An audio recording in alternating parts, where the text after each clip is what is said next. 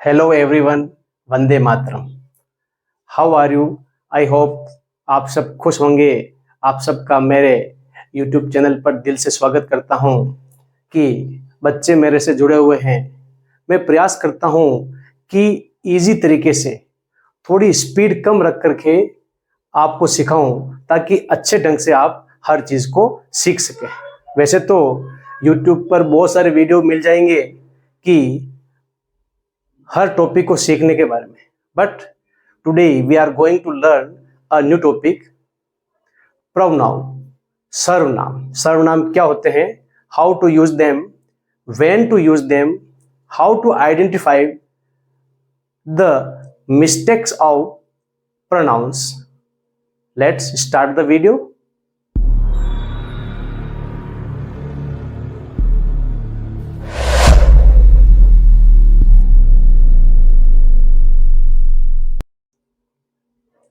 सबसे पहले बात करते हैं प्रोनाउन। देखिए, इसका जो करेक्ट प्रोनाउंसिएशन होता है वह होता है प्रोनाउन। तो इस प्रकार से ये जो प्रोनाउन है, प्रोनाउन का हिंदी अर्थ होता है सर्वनाम, और सर्व का मतलब होता है सबका। इसलिए यहां पर मैंने आगे और लिखा है सबका नाम। अब सबका नाम किस प्रकार से होता है इसको अभी एक्सप्लेन करते हैं।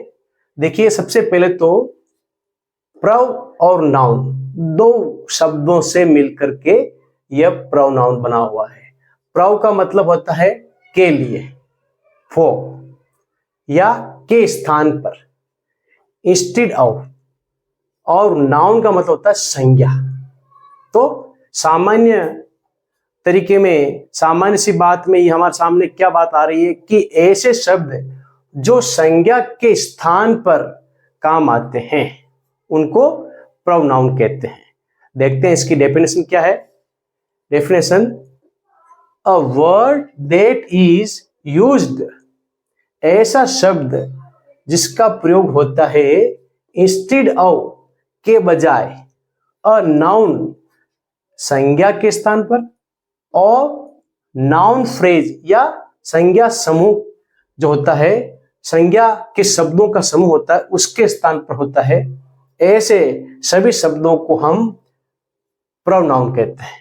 तो ये हमें इस परिभाषा के माध्यम से ही मालूम पड़ रहा है कि संज्ञा के स्थान पर या संज्ञा शब्द समूहों के नाम पर, उनके स्थान पर काम आने वाले शब्दों को सर्वनाम कहते हैं।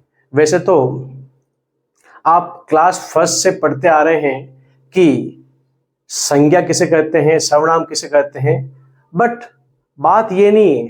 बात, मुद्दे की बात जो है वो यह है कि प्रोनाउन का यूज सेंटेंस में ग्रामेटिकली करेक्टली हर जगह कंपोजिशन में किस प्रकार से करते हैं। क्या हम उनके डेली यूजेस जानते हैं? How to use pronouns in sentences, this is the very important thing. देखिए, एज जैसे सर्वनाम कौन से होते हैं, तो सर्वनाम बहुत सारे होते हैं, उनके डिटेल में हम आगे पढ़ रहे हैं। He, she, it, they and so on. ये जो शब्द लिखे हैं मैंने, 3-4 शब्द, ये सभी प्रोनाउन है और इनका प्रयोग संज्ञा के स्थान पर होता है। देखिए, आगे एग्जाम्पल दिया है मैंने, Virat is a student. Virat एक विद्यार्थी है। बिल्कुल सिंपल तरीके से समझना है कि सर्वनाम क्या होते हैं, प्रोनाउन। देखो, विराट जो है वो नाउन है, संज्ञा। और विराट कौन सी नाउन है? हमने पिछले वीडियो में नाउन्स के बारे में पढ़ा है डिटेल में कि विराट जो है ये किसी व्यक्ति विशेष का नाम है, इसलिए यह प्रॉपर नाउन है। तो ये नाउन है, संज्ञा है। और सेकंड सेंटेंस में हमने क्या किया है, ही इज वेरी ऑनेस्ट, वह बहुत ईमानदार है। तो विराट एक विद्यार्थी है, वह बहुत ईमानदार है। तो विराट के लिए हमने ही का प्रयोग किया, अर्थात संज्ञा के स्थान पर काम आने वाले शब्दों को हम सर्वनाम कहते हैं। डेफिनेशन भी हमारी यही बोल रही है कि a word that is used instead of a noun, संज्ञा और संज्ञा शब्द समूह के स्थान पर काम आने वाले शब्दों को सर्वनाम कहते हैं। तो विराट हमारी संज्ञा है और इसके स्थान पर हमने ही का प्रयोग किया है, तो ये हो गया प्रोनाउन। तो संज्ञा के स्थान पर काम आने वाले शब्दों को प्रोनाउन कहते हैं। देखिए, अब विराट की जगह, विराट जो है एक लड़के का नाम है, पुरुषवाचक है। यहां पर विराट के स्थान पर यदि मोहन होता, सोहन होता, राम होता या किसी भी अन्य पुरुषवाचक शब्द का नाम होता, ऐसे किसी भी पुरुषवाचक संज्ञा शब्द का नाम होता, तो उसके स्थान पर हमेशा हम ही लगाते हैं।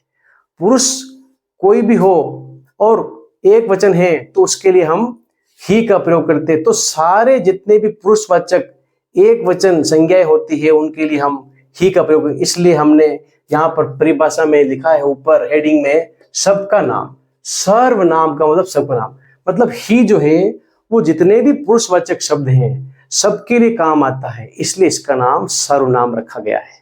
देन नेक्स्ट, इसमें एक नोट लिखा है मैंने, थोड़ा इसको समझना है और अपने माइंड में रखना है। वाक्य में किसी भी संज्ञा का बार बार प्रयोग करने से भाषा का सौंदर्य खराब लगता है, इसलिए हम बार बार एक ही नाउन का प्रयोग सेंटेंस में नहीं करते हैं। जैसे कोई भी स्टोरी लिखते हैं उस समय हम, जैसे एक स्टोरी है a lion and a mouse, तो उसमें हम फर्स्ट बार कोई भी नाउन का प्रयोग होता है तो ए या एन का प्रयोग करते हैं, सेकंड बार आने पर द का प्रयोग करते हैं और उनके स्थान पर हम सर्वनाम प्रोनाउन का प्रयोग करते हैं। जैसे once upon a time there was a lion, one day it was sleeping under a tree, तो इट का प्रयोग किया मैंने लाइन के लिए, तो लाइन संज्ञा है और संज्ञा के स्थान पर इट का प्रयोग किया, वह सर्वनाम है। तो भाषा में बार बार हम लाइन लाइन लिखेंगे तो या किसी भी सेंटेंस में बार बार उस व्यक्ति का नाम लेंगे, संज्ञा का नाम लेंगे तो भाषा का सौंदर्य बिगड़ता है, इसलिए सर्वनाम की आवश्यकता पड़ती है। देन सेकंड सेंटेंस क्या है, प्रोनाउन के भी नाउन की तरह नंबर, जेंडर और केस होते हैं, अर्थात संज्ञा की तरह सर्वनाम में भी एक वचन और बहुवचन होते हैं, जेंडर का मतलब स्त्रीलिंग और पुल्लिंग होते हैं और केस का मतलब कारक, संबंध कारक भी इसके होते हैं। ये एक सामान्य सी जानकारी है प्रोनाउन के बारे में। अब हम काइंड्स ऑफ प्रोनाउन, सर्वनाम के प्रकार, इसके बारे में बात करते हैं कि सर्वनाम कितने प्रकार के होते हैं, फिर उनको स्टेप बाय स्टेप एक एक को समझते हैं। देखिए, सर्वनाम के प्रकार में सबसे पहला है पर्सनल प्रोनाउन, पुरुषवाचक सर्वनाम। देन नंबर 2 पर रिफ्लेक्सिव प्रोनाउन, निजवाचक सर्वनाम। थर्ड रिलेटिव प्रोनाउन, संबंधवाचक सर्वनाम। फोर्थ डेमोन्स्ट्रेटिव प्रोनाउन, संकेतवाचक सर्वनाम। फिफ्थ डिस्ट्रीब्यूटिव प्रोनाउन, विभाग सूचक सर्वनाम। देन सिक्स्थ रेसिप्रोकल प्रोनाउन, परस्परवाचक सर्वनाम। देन सेवंथ इंटरोगेटिव प्रोनाउन, प्रश्नवाचक सर्वनाम। देन नंबर 8 में इम्फेटिक सर्वनाम, दृढ़ता सूचक सर्वनाम। देन 9th पर है इनडेफिनिट प्रोनाउन, अनिश्चयवाचक सर्वनाम। और लास्ट 10th है एक्सक्लेमेटरी प्रोनाउन, विस्मयवाचक सर्वनाम। देखिए दोस्तों, मैंने संज्ञा के 10 प्रकार के अलग अलग भागों में इसको बांटा है और इनको हम एक एक करके समझते हैं ताकि हाउ टू यूज देम और किस प्रकार से भाषा में, इंग्लिश लैंग्वेज में इनका प्रयोग होता है, समझते हैं। देखिए, सबसे फर्स्ट जो प्रोनाउन है वो हम देख रहे हैं पर्सनल प्रोनाउन। पर्सनल प्रोनाउन पुरुषवाचक सर्वनाम। इसकी डेफिनेशन क्या है, इसको कैसे आइडेंटिफाई करेंगे कि भाई ये जो वर्ड है वो पर्सनल प्रोनाउन का है। तो जिस प्रोनाउन से किसी पुरुष, स्त्री, वस्तु या जानवर आदि का बोध होता है उसे पर्सनल प्रोनाउन कहते हैं। अर्थात इसको बिल्कुल सरल तरीके से इस प्रकार से लेना है कि कोई भी पुरुषवाचक शब्द हो, स्त्रीवाचक शब्द हो, कोई वस्तु हो निर्जीव, या कोई भी जानवर हो, किसी भी प्रकार का जानवर, भले वो कीट हो, पक्षी हो, रेप्टाइल हो, रेंगने वाला हो, मतलब सभी प्रकार के जानवर इसमें आते हैं। उन सभी का यदि हमें बोध होता है जिस शब्द से, या हमें जानकारी होती है, उसको पर्सनल प्रोनाउन कहते हैं।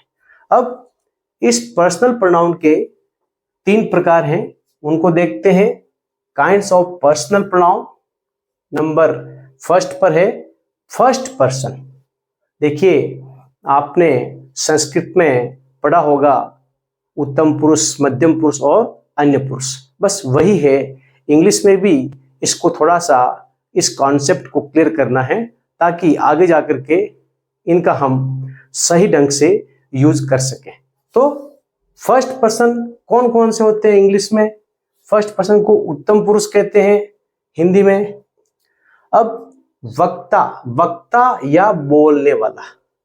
देखिए, 2 व्यक्ति खड़े हैं, उनमें से एक व्यक्ति बोलता है और दूसरा सुनता है।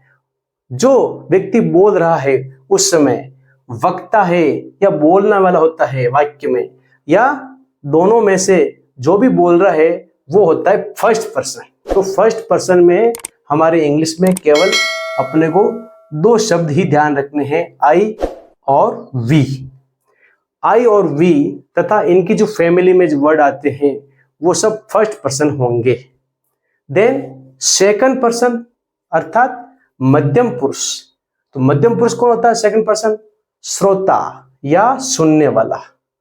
जो भी बात को सुन रहा होता है वह होता है सेकंड पर्सन। तो इंग्लिश में सेकंड पर्सन हमारे केवल एक ही है और वह है यू।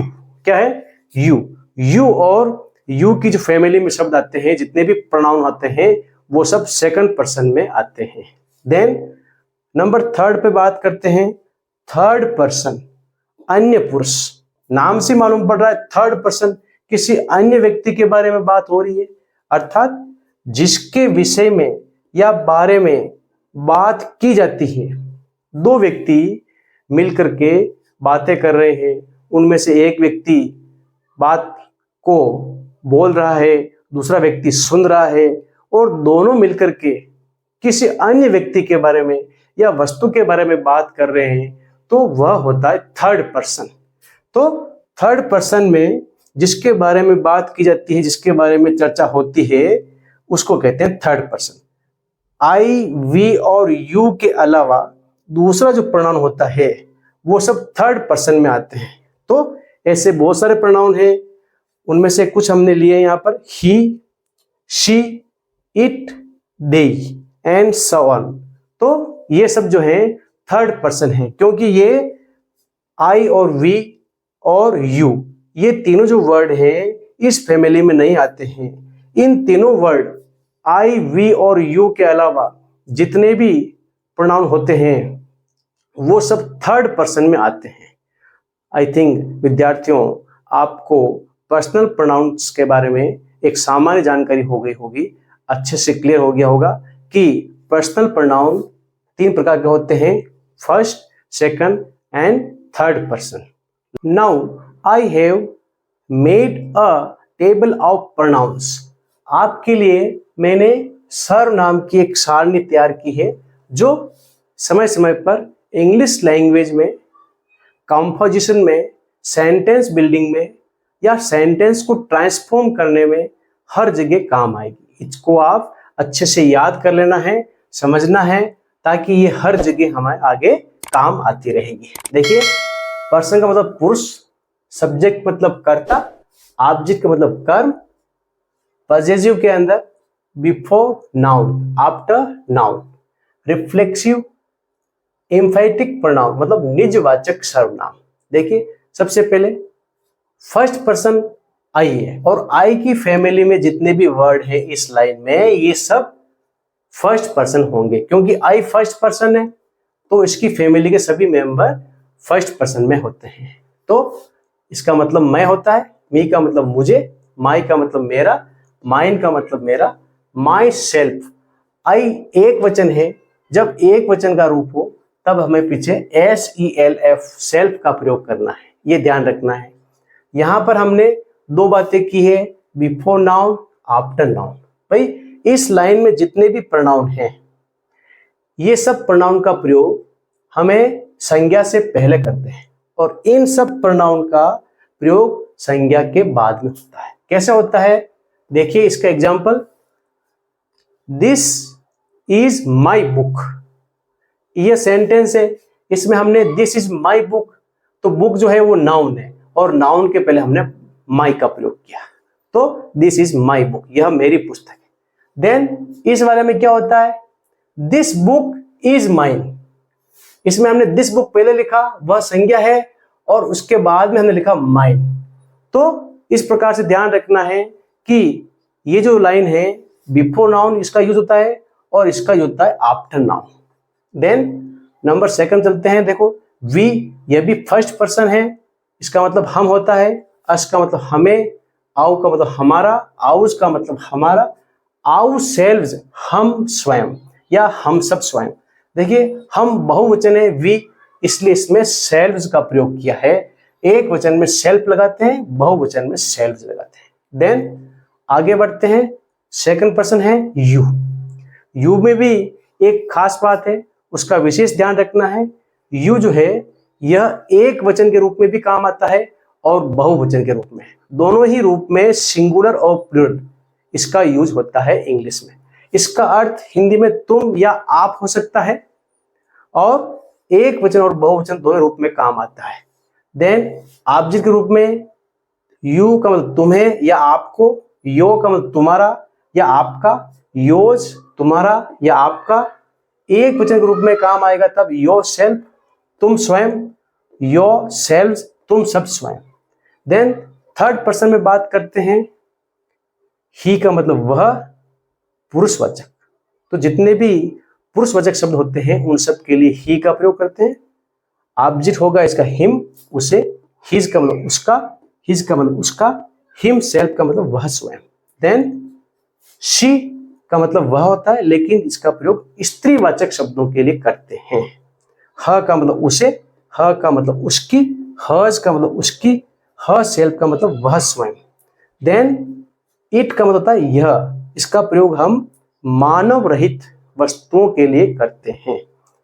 इट का मतलब इसे, इट्स का मतलब इसका, इट्स का मतलब इसका, इट सेल्फ का मतलब यह स्वयं। देन दे का मतलब था वे, बहुवचन शब्द। अब बहुवचन शब्द भले ही सजीव हो या निर्जीव, सभी के लिए हमें दे का प्रयोग करते हैं। देम का मतलब उन्हें, देयर का मतलब उनका, देयर्स का मतलब उनका, देम सेल्व्स वे स्वयं या वे सब स्वयं। बच्चों यह टेबल है प्रोनाउन की और इसका प्रयोग हम बाद में जगह जगह डिफरेंट काइंड्स ऑफ एग्जांपल्स में करेंगे। आई थिंक प्रोनाउन की सारणी समझ में आगे होगी ही। मिलते हैं अगले वीडियो में और चैनल को सब्सक्राइब जरूर कर लें। निश्चित रूप से सारे वीडियो नियमित रूप से देखें और लाइक करें, शेयर करें, कमेंट्स करें। मिलते हैं अगले वीडियो में, तब तक के लिए जय हिंद, जय भारत।